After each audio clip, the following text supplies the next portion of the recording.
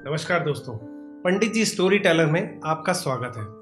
दोस्तों, हम जल्दी ही रामायण, महाभारत और पुराणों से जुड़ी हुई कहानियों के साथ साथ भारत के महान योद्धाओं की वीर गाथा की एक सीरीज शुरू करने जा रहे हैं। भारत के महान इतिहास से जुड़ी कहानियां सुनने के लिए चैनल सब्सक्राइब जरूर करें। दोस्तों, अक्सर आपने कुछ लोगों को ये कहते हुए सुना होगा कि अगर मेरे साथ ऐसा ना हुआ होता तो आज मैं बहुत बड़ा क्रिकेटर होता, अगर वैसा नहीं हुआ होता तो आज मैं बहुत बड़ा पॉलिटिशियन होता। ऐसे ही लोगों के लिए है आज की कहानी शूटर। ये कहानी है कैरोली की। कैरोली 1938 में हंगेरियन आर्मी में था। वो कंट्री का बेस्ट पिस्टल शूटर था। देश में जितनी भी नेशनल चैंपियनशिप हुई थी वो उन सबको जीत चुका था। हंगरी में सबको कंफर्म था कि 1940 के ओलंपिक्स में कैरोली गोल्ड मेडल जरूर जीतेगा। इसके लिए उसने सालों ट्रेनिंग की थी। कैरोली का एक ही सपना था, एक ही फोकस था कि उसको अपने इस हाथ को दुनिया का बेस्ट शूटिंग हैंड बनाना है। एक दिन आर्मी का ट्रेनिंग कैंप चल रहा था। उस कैंप में एक हादसा हो गया। कैरोली के हाथ में ग्रेनेड फट गया। उसका वो हाथ चला गया जिस हाथ को उसने सालों मेहनत करके अपने देश का बेस्ट शूटिंग हैंड बनाया था।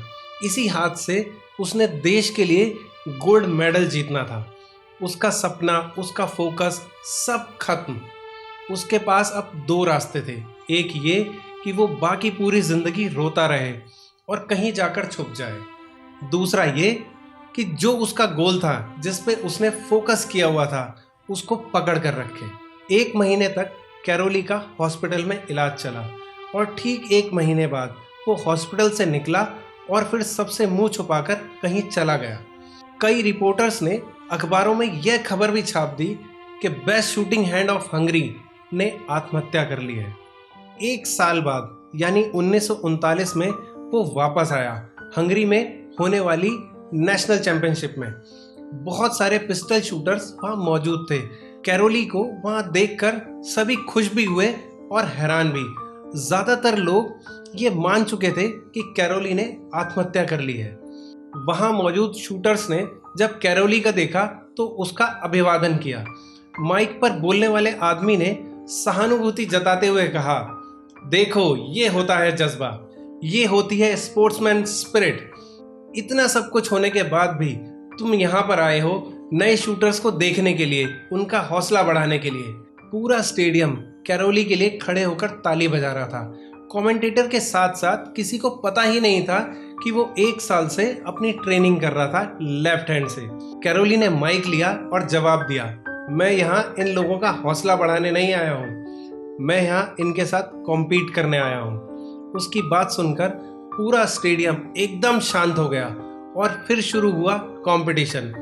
जितने भी शूटर वहां थे वो कॉम्पीट कर रहे थे अपने बेस्ट हैंड से और कैरोली कॉम्पीट कर रहा था अपने ओनली हैंड से। कौन जीता पता है आपको? कैरोली। लेकिन वो यहाँ नहीं रुका।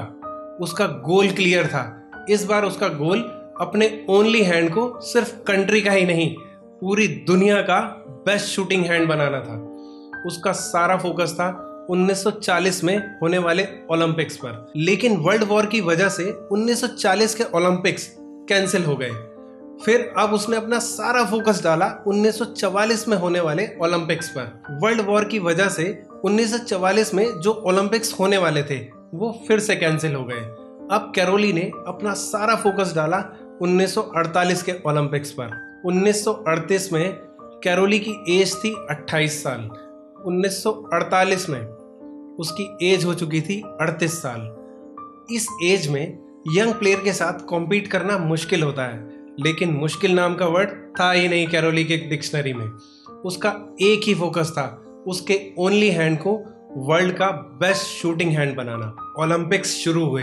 वर्ल्ड के बेस्ट शूटर्स आए थे जो अपने बेस्ट हैंड से कॉम्पीट कर रहे थे और कैरोली अपने ओनली हैंड से कॉम्पीट कर रहा था। जीता कौन? The man with only hand, Caroli. लेकिन वो इतने पर ही नहीं रुका। 1952 में ओलंपिक में उसने फिर से कॉम्पीट किया और इस बार गोल्ड मेडल कौन जीता? कैरोली।